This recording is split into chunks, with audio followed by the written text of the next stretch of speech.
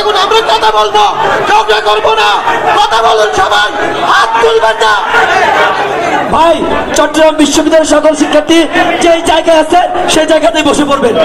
আওয়ামী লীগের পথে হাঁটলে একই পরিণতি হবে এমন মন্তব্য করে রাজনৈতিক দলগুলোকে হুঁশিয়ারি করেছেন যুব ও ক্রীড়া এবং শ্রম ও কর্মসংস্থান মন্ত্রণালয়ের উপদেষ্টা আসিফ মাহমুদ। 24-এর অভ্যুত্থানের যে স্পিরিট, এই স্পিরিটকে সামনে রেখে নতুন একটি পলিটিক্যাল ডিমান্ড নিয়ে আগামীর বাংলাদেশ যেখানে যাবে। কারণের ভাতের হোটেলে যখন তোমরা ভাত খাও তখন এই আন্দোলনের নেতৃত্ব কারা দেয়?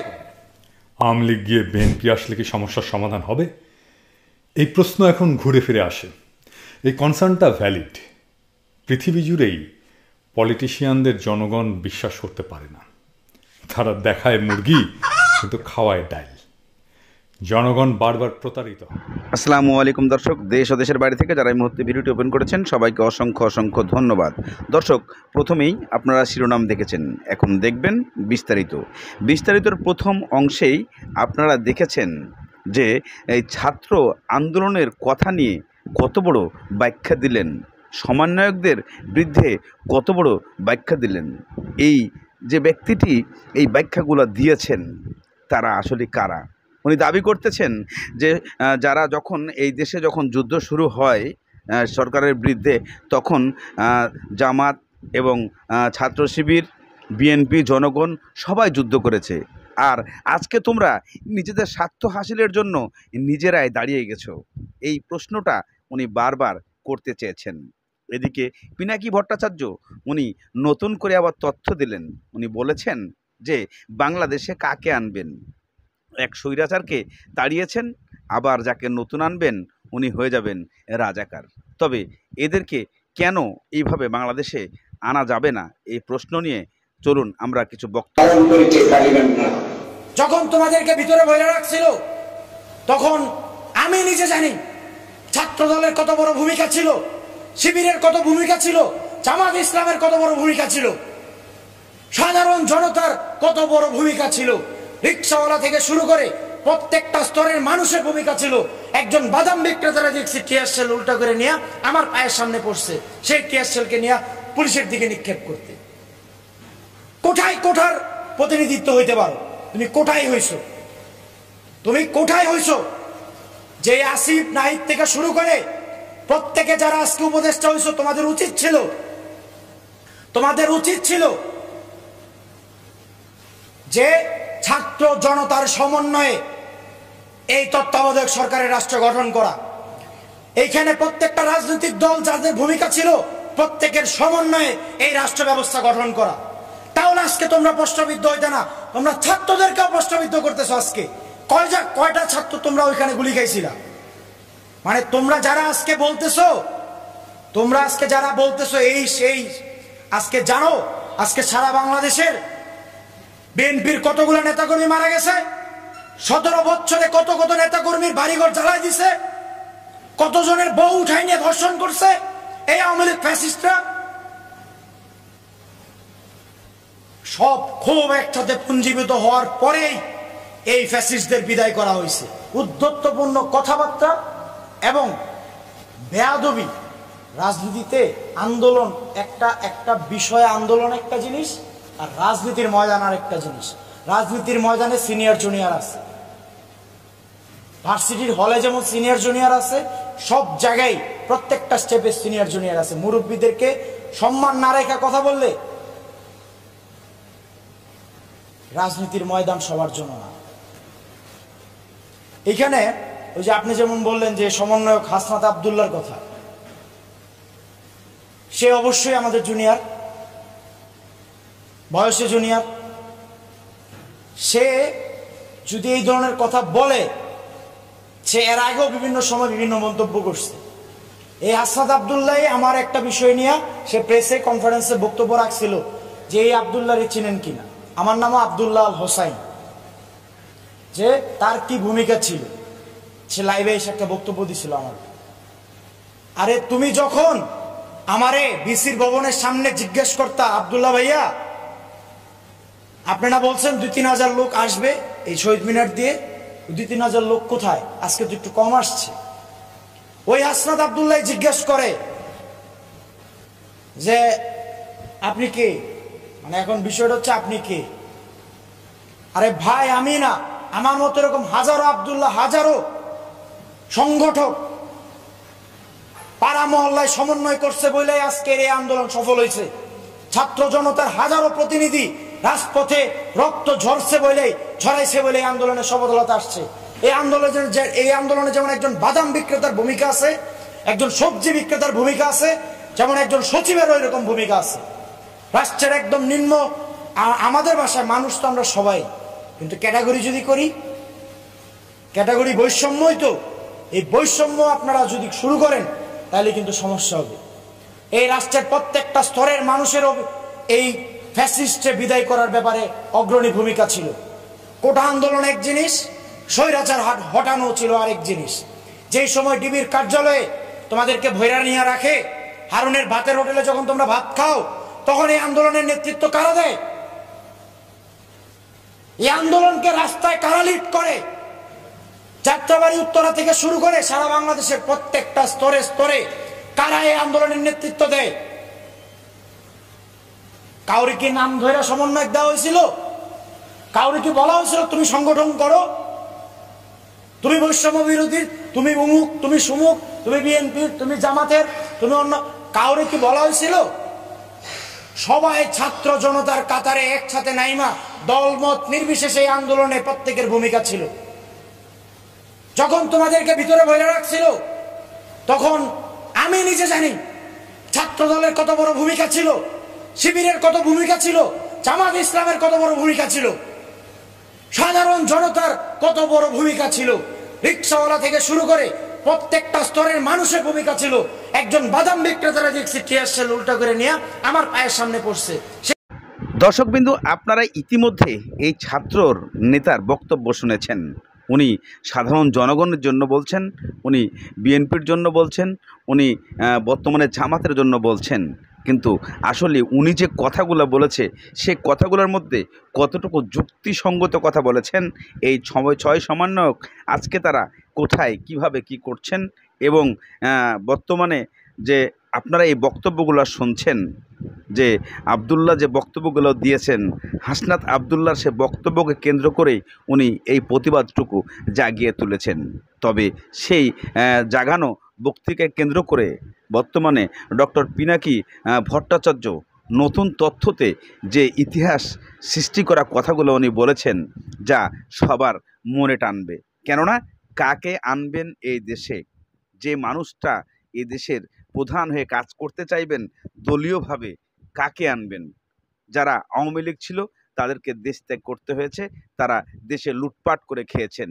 এখন যদি পরবর্তীতে আপনারা বিএনপিকে আনেন, তারাও একই রাস্তায় হাঁটবে। তাহলে কারা এদেশের নেতৃত্ব দিবেন? এমন কিছু প্রশ্নে পিনাকি ভট্টাচার্য বলেছেন। এই কথাগুলা, বাক্যগুলা শুনতে হবে তার কাছে, কিভাবে বুঝাচ্ছে সবাইকে। চলুন আমরা চলে যাই পিনাকি ভট্টাচার্য। আমরা কাকে বিশ্বাস করব? আওয়ামী লীগ গিয়ে বিএনপি আসলে কি সমস্যার সমাধান হবে? এই প্রশ্ন এখন ঘুরে ফিরে আসে। এই কনসার্নটা ভ্যালিড। পৃথিবী জুড়েই পলিটিশিয়ানদের জনগণ বিশ্বাস করতে পারে না। তারা দেখায় মুরগি কিন্তু খাওয়ায় ডাইল। জনগণ বারবার প্রতারিত হয়। দেখেন আমাদের পূর্বপুরুষেরা সমস্ত আবেগ দিয়ে মুসলিম লীগ করেছিল, পাকিস্তান আন্দোলন করেছিল, তারপরে পাকিস্তান এক নতুন উপনিবেশিক শাসন শুরু করেছিল। বাঙালিরা স্বাধীন বাংলাদেশের লড়াই করলো, জীবন পণ লেখে রক্ত দিল। তারপরে স্বাধীন বাংলাদেশে পেলাম বর্বর এক স্বৈরশাসন দুর্ভিক্ষ। এরশাদকে হটালাম আর পেলাম ফ্যাসিস্ট হাসিনাকে। হাসিনাকে হটাবো, তারপরে আবারও কি সেই একই ইতিহাস ফিরে আসবে? না, সেটাকে আসতে দেওয়া যাবে না। তাহলে কিভাবে আমরা স্বপ্ন ভঙ্গের সেই দুষ্টু চক্র ভাঙতে পারব? খেয়াল করলে দেখবেন হাসিনার এই দুঃশাসনের বীজ লুকিয়ে আছে আমাদের সোকল্ড প্রগতিশীল সংবিধানে। এই সংবিধানই সকল দুঃশাসনের প্রাথমিক উৎস। আমি খুব বিস্তারিত আলাপে যাব না আজকে, এই আলাপটা কয়েকদিন ধরে করতে হবে। তবে আজকে আমি একটা মাত্র পয়েন্ট তুলে ধরছি, একটু মন দিয়ে শুনবেন।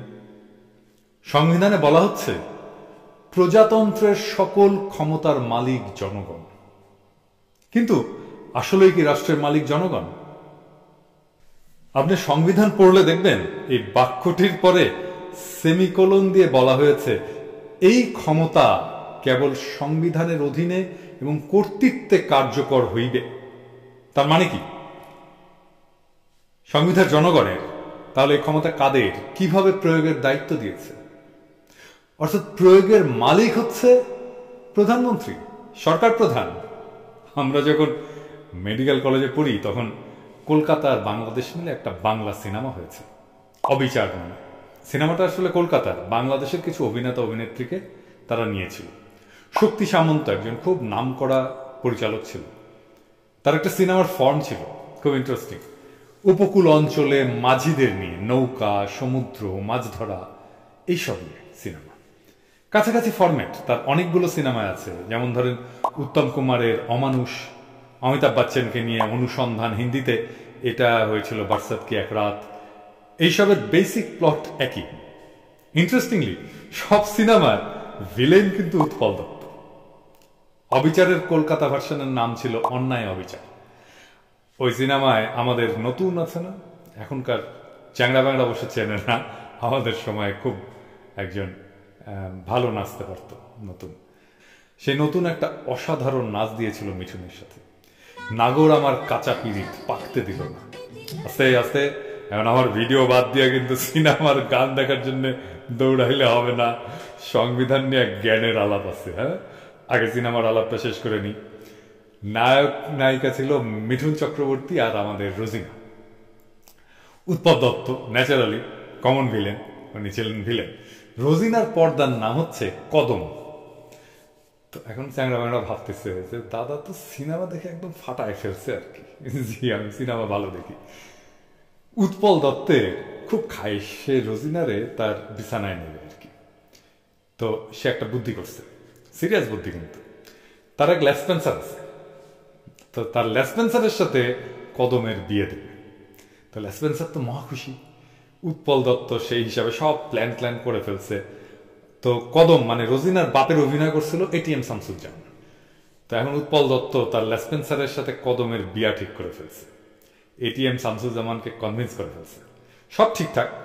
এখন উৎপল দত্ত তার লেসপেন্সারকে টার্মস অ্যান্ড কন্ডিশন বুঝাইতেছে যে সে যে বিয়ে দিতেছে কদমের সাথে, কি টার্মস। তো তার লেসপেন্সারকে বলতেছে উৎপল দত্ত, এই শোন, কদমকে তুই বিয়ে করবি, আমি শুধু মাঝে মাঝে একটু বুঝেছিস। তো সংবিধানের এই অংশটা পড়লে আমার উৎপল দত্তের সেই ডায়লগটা মনে হয় সবসময়, মানে বাংলাদেশের মালিক তোরাই, আমি শুধু মাঝে মাঝে একটু বুঝেছিস। মানে বাংলাদেশের শেখ পরিবার ভোগ করবে, কিন্তু জনগণের কাছে স্বাধীনতার একটা ইলিউশন ক্রিয়েট করবে, বিভ্রম ক্রিয়েট করবে। সেই উৎপল দত্তের মতো এইখান থেকেই আসে বইয়ের পেছনে শেখ হাসিনার বাংলাদেশ, বা আমার বাবা বাংলাদেশকে স্বাধীন করে দিয়ে গেছে, বা বঙ্গবন্ধু একটা অনিচ্ছুক জাতিকে স্বাধীনতা এনে দিয়েছিলেন, এই টাইপের কথাবার্তা। মানে এই সংবিধান উচ্চকণ্ঠে রাষ্ট্রের সকল ক্ষমতার মালিকানা জনগণের বলে ঘোষণা করলেও তা ভোগ করার সমস্ত ক্ষমতা নিরঙ্কুশ করে দিয়েছে প্রধানমন্ত্রীকে। জনগণকে নির্বাচন কমিশন নির্ধারিত পদ্ধতিতে এবং সময়ে ভোট দেওয়ার একটা অধিকার ছাড়া তার ক্ষমতা প্রয়োগের আর কোনো বিধান এই সংবিধানের কোথাও খুঁজে পাওয়া যাবে না। আবার সেই ভোট দেওয়ার সেই সামান্য অধিকারটুকু আমাদের নাই। সংবিধান অনুযায়ী সকল ক্ষমতার মালিক জনগণ হলেও আখেরে এভাবেই জনগণ শেখ পরিবারের এবং শেখ হাসিনার দাস হয়ে গেছে। এই সংবিধান নাগরিক হিসেবে আমাদের কোনো অধিকার দেয়নি। যেটুকু নামমাত্র অধিকার কাগজে কলমে দিয়েছে সেটাও নানা ধরনের কথার জালে কেড়ে নেওয়া হয়েছে। এটা জনগণের সাথে প্রতারণা। সংবিধান তো জনগণ ক্রিটিক্যালি পাঠ করে না, কিন্তু যারা লিখেছে তারা তো জানে আমি এটা কি জন্য লিখছি। এই প্রতারণা আপনারা কেন করলেন? তাহলে এখন আমরা কি করব? আমাদের এই সংবিধান ছুঁড়ে ফেলে দিতে হবে। আমাদের একটা নতুন সংবিধান লাগবে। ৭২-এ রচিত সংবিধান আজ ২০২২ সালের চ্যালেঞ্জ মোকাবেলা করতে পারবে না, পারছে না। এই সংবিধান আমাদের কোনো অধিকার রক্ষা করতে পারেনি। এই সংবিধান বাংলাদেশ রাষ্ট্রকে রক্ষা করতে পারেনি।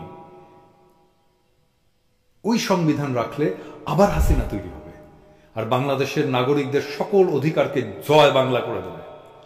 ওই সংবিধান রচিত হতে হবে আজকের তরুণদের স্বপ্ন আর কল্পনা দিয়ে, তাদের পার্টিসিপেশনে।